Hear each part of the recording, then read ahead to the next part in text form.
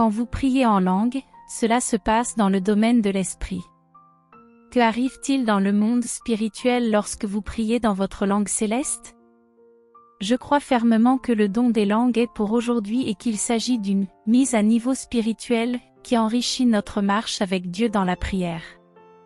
Ceux qui ne prient pas en langue passent à côté de certaines bénédictions auxquelles ils pourraient accéder dans le domaine de l'esprit.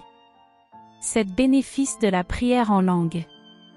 Lorsque vous priez en langue, des choses se produisent dans le monde spirituel. Aujourd'hui, je vais partager avec vous 7 bienfaits pour votre vie lorsque vous priez en langue. Le Saint-Esprit veut plus de vous. Ce n'est pas seulement une question de parler en langue, il s'agit avant tout de permettre au Saint-Esprit d'avoir plus d'influence sur vous et de recevoir tout ce qu'il a pour nous. Beaucoup de gens limitent Dieu, et certains traitent le Saint-Esprit avec réticence, craignant qu'il dérange leur confort ou les fasse paraître étranges aux yeux des autres. Cependant, le Saint-Esprit n'est pas là pour nous rendre beaux, il est là pour glorifier Jésus. Il peut bouleverser votre confort parce qu'il est notre consolateur. Construire une relation avec le Saint-Esprit. Le Saint-Esprit est une personne avec une personnalité et des caractéristiques. Si vous construisez une amitié avec moi, vous devrez vous adapter à certains aspects de ma personnalité. De la même manière, nous devons apprendre à connaître le Saint-Esprit, qui se manifeste de plusieurs façons dans la Bible, comme une colombe, un vent impétueux, des langues de feu. Il vient, et les démons s'en vont, il vient, et les malades sont guéris. Ne jugez pas ces manifestations, embrassez-les. Si vous ne désirez pas connaître le Saint-Esprit comme une personne, mais jugez ses manifestations, ses dons, ou ses œuvres, vous risquez de passer à côté de l'essentiel et même de l'attrister. J'aime profondément le Saint-Esprit et tout ce qu'il est. Appréciez l'Esprit Saint malgré ce qui peut heurter notre entendement. J'aime les aspects de l'Esprit Saint qui défient mon esprit et qui vont au-delà de ce que mon intelligence peut saisir. Il est le Saint-Esprit, il est Dieu, et je ne le suis pas. C'est pourquoi je rejette cette vision du monde naturaliste, anti-surnaturel, car j'aime le Saint-Esprit. Si vous aimez le Saint-Esprit, écrivez dans le chat, j'aime le Saint-Esprit. Aujourd'hui, notre génération est ivre de toutes sortes d'autres esprits, ils recherchent des esprits de toutes sortes, des fantômes, des guides spirituels, la sorcellerie. Mais pour ma part, j'aime le Saint-Esprit, et tout ce qu'il représente. Voici les 7 bienfaits de la prière en langue et comment cela affecte le domaine spirituel. Premier bienfait, vous pouvez adorer Dieu en priant en langue. L'une des dimensions les plus profondes de la prière en langue est la louange et l'adoration envers Dieu. Dans Actes 10h46, il est dit que les croyants entendaient les disciples parler en langue et magnifier Dieu. En prière en langue, vous ne vous contentez pas seulement de prier pour des besoins ou des situations, mais vous êtes aussi en train d'élever Dieu, de magnifier sa majesté, de louer sa beauté, souvent d'une manière qui dépasse ce que nos langues humaines peuvent exprimer. En fait, la prière en langue vous permet de communiquer avec Dieu d'une manière spirituelle, où les mots humains échouent à rendre pleinement hommage à sa grandeur. C'est une manière unique de rendre gloire à Dieu, car les mots qui sortent de votre bouche dans la prière en langue sont inspirés directement par le Saint-Esprit, et ces mots ne sont pas limités par les contraintes des langues humaines. Lorsque vous priez en langue, vous êtes en train d'adorer Dieu dans un espace spirituel profond, où vous pouvez exprimer votre amour, votre révérence, et votre admiration pour Dieu sans les limitations de vos capacités linguistiques ou de compréhension.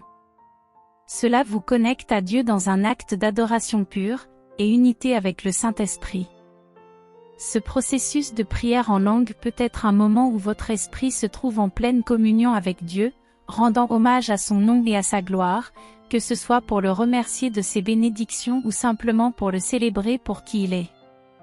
En résumé, la prière en langue n'est pas seulement un moyen de renforcer votre esprit, mais aussi une avenue pour exprimer votre adoration la plus pure à Dieu. Avez-vous déjà ressenti la présence de Jésus de manière si tangible et forte que vous ne pouviez pas la décrire? Tout ce que vous disiez, c'était « Oh mon Dieu, waouh », et c'était tout. Les mots échouent, car lorsque vous tentez de décrire le royaume spirituel par des moyens naturels, dans ce monde naturel dans lequel nous vivons, nous avons une langue pour décrire le naturel, pour parler du naturel, mais ce monde-là est bien plus majestueux. La comparaison que j'aime utiliser est la suivante, imaginez-vous dans le ventre maternel. À quoi ressemble votre monde dans le ventre? Sombre, très limité. Que voyez-vous dans le ventre? Eh bien, pas grand-chose. Imaginez quelqu'un venant de l'extérieur de ce monde, les rivières, les oiseaux, le vent, les arbres, les fruits magnifiques, marcher, voler, nager, courir. Imaginez quelqu'un venant de ce monde et venant sur Terre pour essayer de décrire ce monde au bébé dans le ventre. Les mots échoueront. Il n'y a pas de comparaison. Vous ne pouvez pas décrire cela, car il n'y a pas de point de référence pour le bébé dans le ventre par rapport au monde dans lequel il est sur le point d'entrer. Il n'y a pas de point de référence. Chaque son sera, mais d'abord, le bébé ne comprendra même pas, n'est-ce pas? C'est un peu comme quand vous obtenez un aperçu du monde de Dieu. Vos mots échouent. Quand j'ai parlé à une personne qui est allée au ciel, j'ai eu un entretien avec lui pendant 90 minutes et il a dit, je ne peux pas décrire cela. Le mieux que je sache, il y a des couleurs que je n'ai jamais vues, il y a des sons que je n'ai jamais entendus. Il y a des choses pour lesquelles je n'ai pas de mots pour décrire. Vous savez, les yeux n'ont pas vu, les oreilles n'ont pas entendu. Alors, quand vous commencez à adorer Dieu, il commence à utiliser son langage, l'Esprit de Dieu pour adorer Dieu du ciel. Parfois, pour vous et moi, cela ressemblera à « oh », c'est la même syllabe, c'est juste le même mot répété. De la même manière, si je parle ukrainien en ce moment, vous penseriez que je dis la même chose. Vous diriez, eh bien, il n'y a pas grand-chose, il ne décrit pas, c'est assez vague, mais c'est parce que vous ne comprenez pas. Cela pourrait être le même son pour une personne qui ne connaît pas cette langue, mais pour quelqu'un qui parle cette langue, c'est totalement différent, il partage des histoires, c'est comme tout un paragraphe. Alors, ne jugez pas les sons par le naturel. Ne laissez pas les hommes naturels vous éduquer dans les choses de l'esprit. Parfois, nos langues sont en réalité des langues naturelles que quelqu'un d'autre parle. Cela se produit généralement pour qu'une personne qui parle cette langue, proche de vous, puisse être rappelée de la réalité de Dieu ou, comme dans le cas des apôtres, lorsque les gens les entendaient parler de choses majestueuses sur Dieu, cela les convainquait que ce n'était pas, qu'ils n'étaient pas ivres, mais que c'était le Saint-Esprit. Parfois, en fait, les gens qui prient en langue ne vont pas seulement adorer Dieu, mais parleront de Dieu, et quelqu'un pourra les comprendre dans la langue parfaite. Ce n'est généralement pas le cas pour chaque langue. Il existe aussi des langues d'anges dont Paul parle dans 1 Corinthiens chapitre 13, lorsqu'il dit « Si je parle les langues des hommes, si je parle les langues des anges ». Donc cette langue spirituelle, cette langue céleste, loue Dieu, intercède pour Dieu, prie selon la volonté de Dieu et en même temps, cette langue fortifie l'homme intérieur. D'une manière ou d'une autre, cette langue édifie l'homme intérieur. D'une manière ou d'une autre, cette langue libère des rivières. D'une manière ou d'une autre, cette langue apporte du rafraîchissement. Voilà ce qui se passe dans le royaume spirituel. J'ai une dernière chose que je veux partager avec vous sur le fait de parler en langue. Cela vous aidera à dompter votre langue. Parler en langue vous aidera à dompter votre langue. Jacques 3,6 dit, « La langue est un feu, un monde d'iniquité. » La langue est tellement placée parmi nos membres qu'elle souille tout le corps, et enflamme le cours de la nature, et elle est enflammée par l'enfer. Notre langue est soit enflammée par l'enfer, soit par le Saint-Esprit. Allez, quelqu'un, dites Amen. Notre langue est soit enflammée par l'enfer, soit par le Saint-Esprit. Ne trouvez-vous pas cela intéressant? Quelle est la première chose qui est affectée physiquement lorsque vous êtes rempli du Saint-Esprit? Votre bouche. Jacques dit que votre langue ne peut pas être domptée, c'est-à-dire contrôlée, muselée.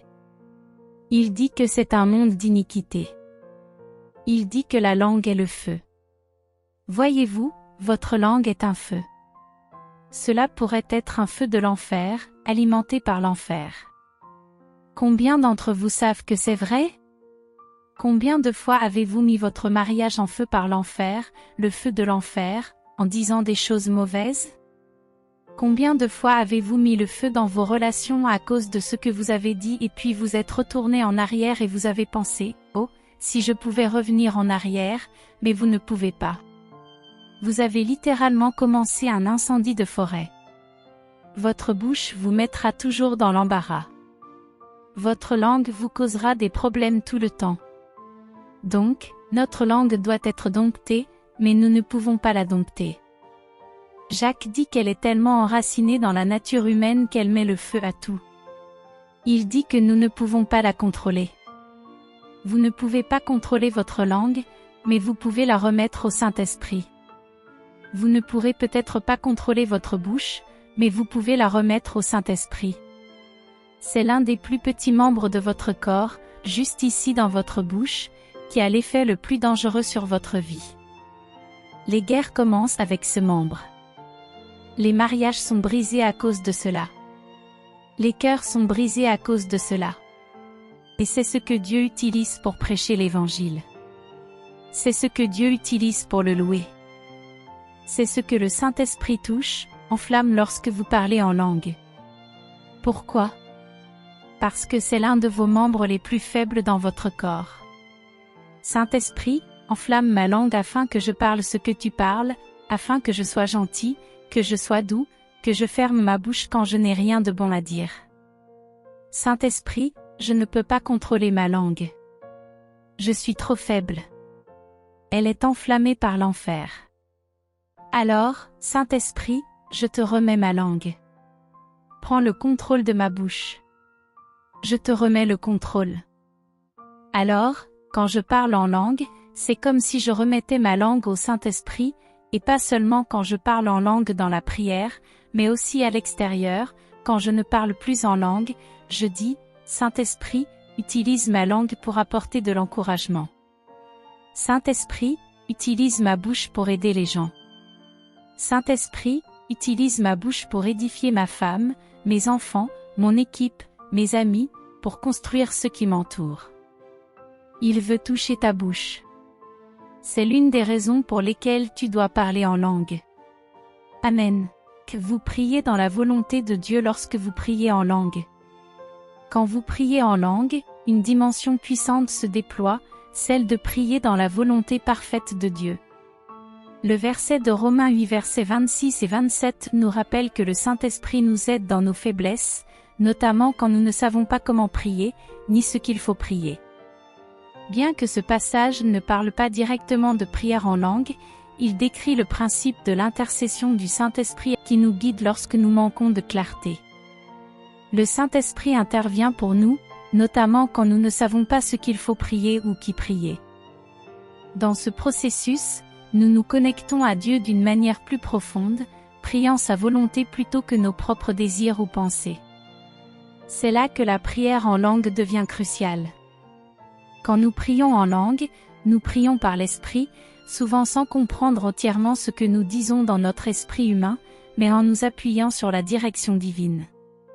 C'est pourquoi Paul dit que, dans cette forme de prière, notre esprit est actif, mais notre intellect est mis de côté. Parfois, nous pouvons avoir des impressions claires sur ce pourquoi nous intercédons, comme des fardeaux pour certaines personnes, mais l'essentiel est que nous prions selon la volonté de Dieu, non selon nos limites humaines ou notre compréhension. Donc, en pratiquant la prière en langue, nous libérons le Saint-Esprit pour qu'il prie à travers nous de manière parfaite, en alignement avec ce que Dieu veut accomplir dans notre vie et dans celle des autres. C'est un acte de foi et d'humilité qui permet à Dieu de se manifester de manière surnaturelle dans nos prières. Vous devenez plus fort spirituellement. Il est important de comprendre que vous existez en tant qu'être spirituel, et en priant en langue, vous pouvez devenir plus fort dans votre esprit. Dans le domaine spirituel, vous êtes un esprit. Votre esprit est invisible à l'œil humain, il n'apparaît ni sur un scanner ni sur une radiographie. C'est votre homme intérieur, votre être spirituel, qui devient plus fort quand vous priez en langue. Éphésiens 3 verset 16 déclare que Dieu vous accorde, selon la richesse de sa gloire, d'être fortifié par son esprit dans l'homme intérieur. Précisons bien, la prière en langue n'est pas la seule manière de fortifier votre esprit, mais c'est une des façons les plus efficaces pour y parvenir. La puissance de la prière en langue pour fortifier l'homme intérieur. Écrivez dans le chat, la prière en langue fortifie avec puissance l'homme intérieur. Pourquoi? Parce que l'homme intérieur est un esprit, et il est renforcé par l'Esprit de Dieu quand vous priez en langue. Une manière puissante mais non exclusive de se fortifier. Encore une fois, la prière en langue n'est pas le seul moyen pour fortifier l'homme intérieur, mais elle reste un des moyens les plus puissants pour cela. C'est l'une des façons d'apporter la force et de bâtir votre homme intérieur. Certains n'ont pas encore expérimenté cela, mais je vous encourage à découvrir cette dimension de prière. Une prière qui vient de l'homme intérieur. Prier en langue, non par manque d'inspiration ou de mots, mais pour faire jaillir une prière authentique de l'homme intérieur. Paul nous rappelle que Dieu, selon la richesse de sa gloire, nous fortifie par son esprit. Ainsi, en priant en langue, votre esprit, qui existe dans le domaine spirituel, est revigoré et reçoit de la force. Bien fait, se construire soi-même spirituellement. Non seulement vous êtes fortifié, mais vous vous édifiez. La prière en langue aide à bâtir et à renforcer votre être intérieur de manière continue. Deuxième bienfait, vous vous édifiez spirituellement en priant en langue. Le deuxième aspect est que vous vous construisez lorsque vous priez en langue. C'est ici que la controverse entre en jeu. Beaucoup de gens ne comprennent pas pleinement l'impact de cette pratique spirituelle. Mais la vérité est que la prière en langue édifie l'homme intérieur. Cela vous renforce, vous permet de croître spirituellement, et d'approfondir votre relation avec Dieu. Il y a une confusion fréquente concernant l'usage des langues. Certains affirment que parler en langue est uniquement destiné à une expression publique du don, où il doit y avoir une interprétation. Ils se demandent, si vous parlez en langue, où est l'interprétation? Ces opinions sont souvent influencées par une approche plus calviniste ou baptiste, et parfois, elles sont teintées d'une vision anti-surnaturelle. Je ne dis pas que tous ceux qui croient cela partagent cette vision, mais c'est une tendance que l'on retrouve fréquemment. Ce que dit 1 Corinthiens 14 verset 4. Regardons ce que dit 1 Corinthiens 14 verset 4, « Celui qui parle en langue s'édifie lui-même, mais celui qui prophétise édifie l'Église. » Paul fait ici une distinction entre l'utilisation privée des langues et l'utilisation publique. Lorsque je parle d'utilisation publique, cela se réfère au moment où une personne se lève devant l'assemblée pour partager un message en langue. Dans ce cas, l'interprétation doit suivre, soit par la personne qui a parlé, soit par quelqu'un d'autre. L'édification de l'Église par la prophétie est le message compris. Paul dit que la prophétie, qui est un message dans une langue compréhensible pour tous, édifie l'Église. Tout comme un sermon, un chant, une prophétie, ou un témoignage, ces éléments édifient l'Église parce qu'ils sont compréhensibles. Les bienfaits des témoignages et des prédications. Avez-vous déjà été dans un culte où quelqu'un partageait un témoignage et vous vous êtes senti édifié dans votre foi? Oui. Avez-vous déjà écouté un sermon et senti que votre foi grandissait? Oui. Avez-vous déjà été dans un temps de louange, chantant des chants qui vous ont fortifié? Oui. Pourquoi? Parce que vous compreniez ce qui était dit et que vous participiez activement. L'édification de soi-même par la prière en langue. Un pasteur qui vous édifie, un leader de louange qui vous conduit dans l'adoration, ou une personne qui partage un témoignage peuvent tous vous construire. Mais Paul ici souligne quelque chose d'essentiel, vous pouvez aussi vous édifier vous-même. Cela ne veut pas dire que nous n'avons pas besoin des autres, bien au contraire, nous avons besoin de l'édification mutuelle. Mais l'édification des autres ne remplace pas, et ne substitue pas, notre propre capacité à nous bâtir spirituellement. La prière en langue change l'atmosphère. Quand vous priez en langue, vous avez le pouvoir de transformer l'atmosphère autour de vous. Vous pouvez changer le climat spirituel de l'endroit où vous vous trouvez. Trop de chrétiens développent une dépendance malsaine envers les hommes de Dieu, envers ceux qui sont sur scène, ou même à l'atmosphère elle-même, au lieu de changer l'atmosphère par la prière en langue. Nous avons besoin des deux. Nous avons besoin d'être édifiés par les autres et de nous édifier nous-mêmes. Écrivez dans le chat, nous avons besoin d'être édifiés par les autres et de nous édifier nous-mêmes. Lorsque vous êtes découragé, fatigué, ou distrait dans votre prière, vous pouvez changer cette situation en priant en langue. Si vous entrez dans un lieu de prière et que vous vous sentez perdu, accablé par des pensées négatives, la prière en langue a le pouvoir de changer cela. Paul dit, « Celui qui parle en langue s'édifie lui-même ». Ce verset ne se réfère pas à l'édification de l'Église, mais à l'édification personnelle. Quand vous priez en langue, vous vous édifiez spirituellement, et cela vous permet de surmonter les distractions, la faiblesse, et toutes les pensées négatives qui peuvent vous accabler. L'édification du corps de Christ et l'édification personnelle. Lorsque vous prêchez, vous édifiez le corps du Christ. Lorsque vous partagez un témoignage, vous édifiez l'Église. Même lorsque vous adorez, bien que vous adoriez Jésus, vous édifiez le corps de Christ. Paul souligne l'importance de ces actes dans le corps de Christ, mais il précise aussi que la prière en langue est avant tout pour l'édification personnelle. La prière en langue, un exercice spirituel quotidien. La prière en langue est comme une salle de sport spirituel. Vous devez prendre régulièrement du temps pour prier en langue, chanter en langue, et adorer Dieu en langue. Cela renforce votre homme intérieur et vous édifie spirituellement. Ce qui se passe dans le domaine spirituel, c'est que votre homme intérieur est fortifié par la puissance de l'Esprit. Les chrétiens épuisés spirituellement. Il est fréquent de voir des chrétiens épuisés spirituellement.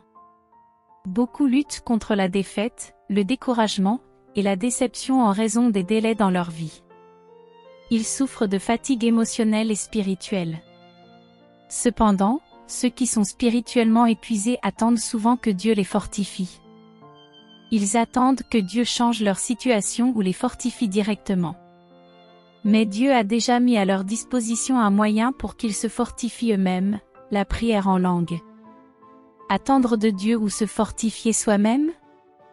Peut-être que vous attendez de Dieu qu'il vous fortifie, mais Dieu attend peut-être de vous que vous vous fortifiez vous-même en priant en langue. Par exemple, lorsque David a tout perdu et était découragé, la Bible dit, David se fortifia dans le Seigneur, son Dieu. Vous pouvez faire de même aujourd'hui en priant en langue. La prière en langue, une source de force constante. Paul a clairement dit que vous pouvez vous édifier en priant en langue. Vous pouvez marcher dans la force à tout moment, car la force du Seigneur est toujours disponible pour vous. C'est comme l'eau dans une maison, lorsque vous ouvrez le robinet, l'eau commence à couler. De même, la force spirituelle est là, disponible pour vous, mais vous devez l'activer en priant en langue. Le défi, activez la force du Seigneur. Si vous avez de l'eau chez vous mais que vous refusez d'ouvrir le robinet, vous resterez assoiffé. De la même manière, si vous avez la possibilité de vous fortifier par la prière en langue mais que vous ne l'utilisez pas, vous resterez spirituellement épuisé. Je vous encourage donc à activer cette source de force divine en priant en langue. Se bâtir spirituellement chaque jour. Chaque jour, vous devez vous bâtir spirituellement. Peu importe que votre situation soit difficile, que vos circonstances soient mauvaises ou que vous ne voyez aucun changement. L'atmosphère dans votre salle de prière peut être lourde, votre cœur et votre esprit peuvent être remplis de découragement et de déception, et vous pouvez vous sentir perdu. Vous ressentez une fatigue spirituelle, une guerre spirituelle, et vous vous dites, la vie est trop difficile. Le stress est trop fort, ma force est trop faible. Le problème, ce n'est pas la lutte, mais la force. Souvent, nous abandonnons non pas parce que la vie est trop difficile, mais parce que notre force est trop faible. La plupart d'entre nous abandonnent non pas parce que la vie est trop difficile, mais parce que notre force est trop faible. Le problème n'est pas la lutte, c'est le manque de force. Si vous ne découvrez pas comment marcher dans la force que Dieu vous offre, les luttes et les tempêtes de la vie vous emporteront. Le monde essaie toutes sortes de solutions superficielles, mantras, méditation, réajustement énergétique, etc. Mais toutes ces pratiques sont vaines face aux attaques spirituelles et à la fatigue spirituelle. Elles n'ont pas de véritable force. Mais si vous accédez à la force divine chaque jour en priant en langue, votre force grandira. Je ne dis pas que les luttes diminueront, mais que lorsque votre force sera à la hauteur de la lutte, vous vaincrez. Dieu veut augmenter votre force. Beaucoup d'entre nous pensent que Dieu veut supprimer la lutte, mais en réalité, lorsque Dieu ne supprime pas la lutte, il renouvelle notre force. Quand Dieu ne supprime pas ma lutte, il renouvelle ma force.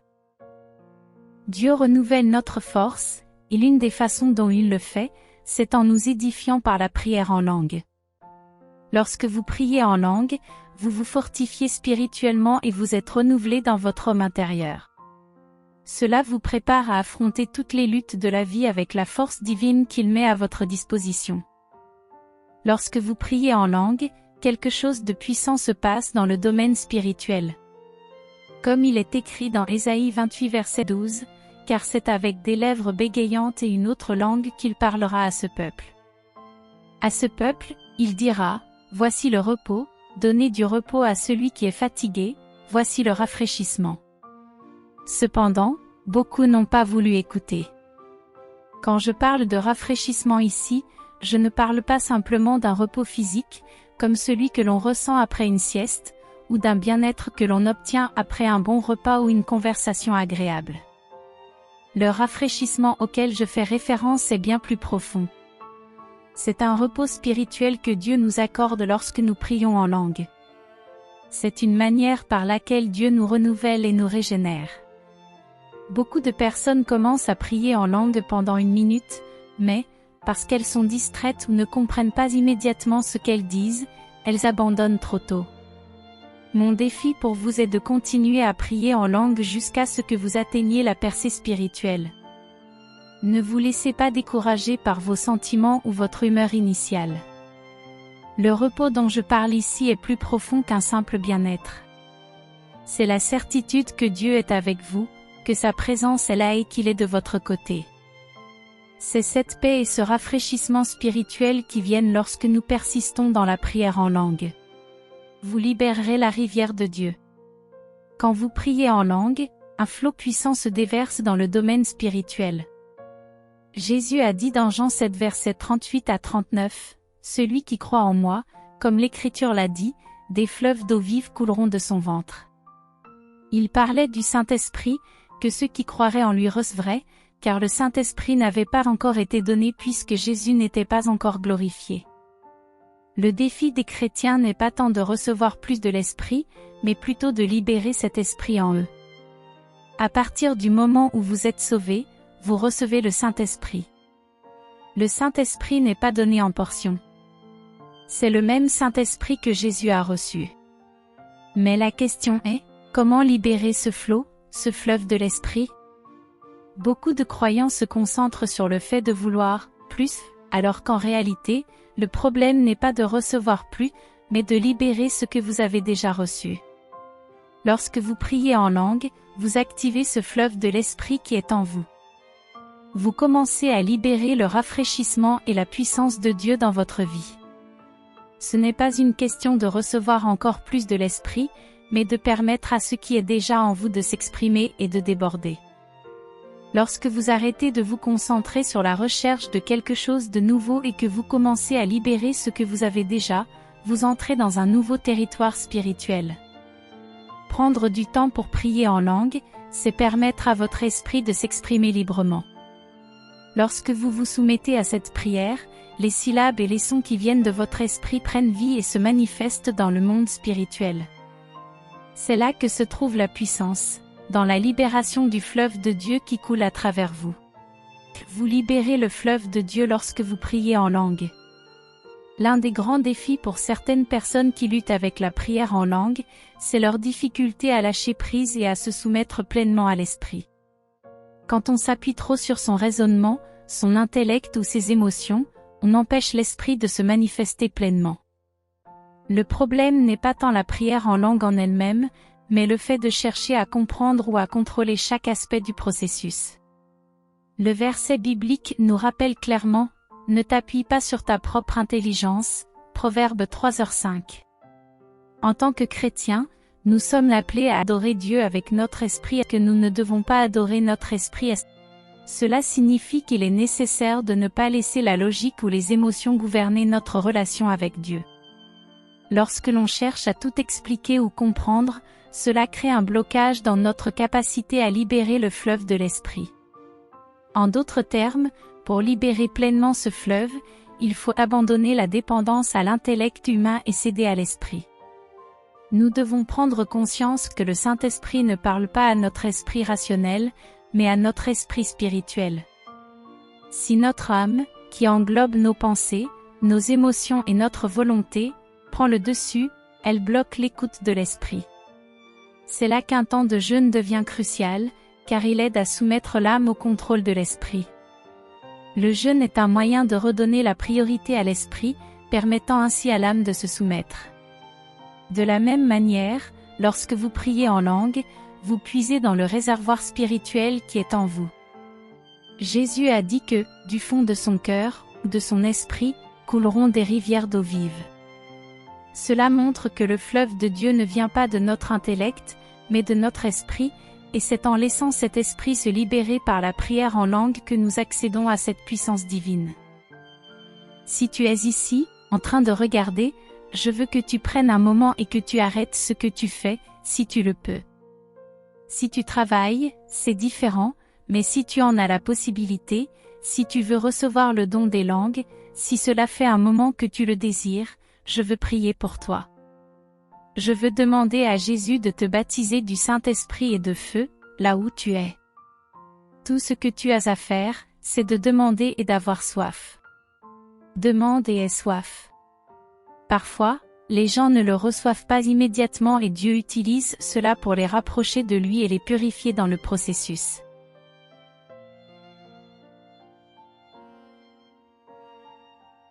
Peut-être que tu en as envie depuis longtemps. Je vais prier avec toi maintenant, là où tu es. La précieuse présence du Saint-Esprit viendra sur toi et tu parleras en langue comme l'Esprit te donnera de t'exprimer. Je veux que tu saches que c'est un don. Tu ne le gagnes pas, tu ne le mérites pas, c'est un don. Jésus dit que si nous demandons au Père, il nous donnera le Saint-Esprit. Comme il priait, la Bible dit qu'il parlait en langue comme l'Esprit leur donnait de s'exprimer. Qu'est-ce qui bloque cela? Qu'est-ce qui bloque le fait de parler en langue? Il y a plusieurs choses. L'une d'elles est la réflexion excessive. C'est quand tu réfléchis trop, parce que tu dois vraiment te rendre, tu dois céder le contrôle. L'autre chose qui bloque cela, c'est l'inactivité. C'est quand tu dis à Dieu, je ne vais pas libérer, je ne vais pas parler, je ne vais pas libérer de son par la foi, je vais juste garder ma bouche fermée.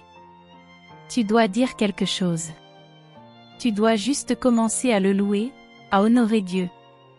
Tu peux commencer à adorer et comment parler? La rivière de ton esprit, tu la libères. La rivière. Ainsi, les langues viennent de l'esprit. Ils ne viennent pas d'ici. Elles viendront par ici, mais pas d'ici. Alors, si tu te demandes, quel son dois-je faire, tu es en train de trop réfléchir, car ce n'est pas venant d'ici, c'est venant de ton esprit. Ton esprit devient infructueux. Ce n'est pas qu'il est éteint, il est simplement infructueux parce que c'est ton esprit qui prie.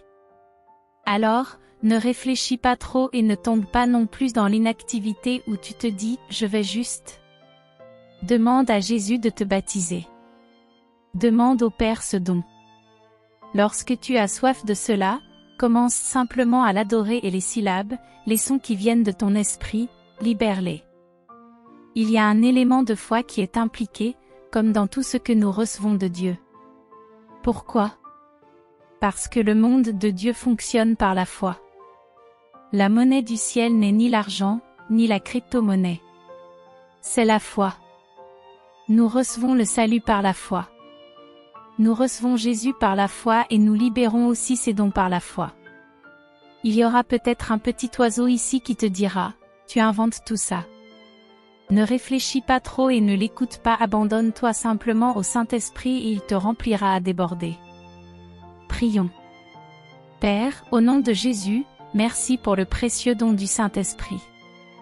Je me souviens du jour où, Seigneur, tu m'as baptisé, rempli, et ces syllabes et ces sons sont sortis comme une rivière de mon âme, de mon esprit, puis cela a déclenché un réveil chez moi, où mes frères, mes sœurs, mes cousins ont commencé à recevoir le don des langues.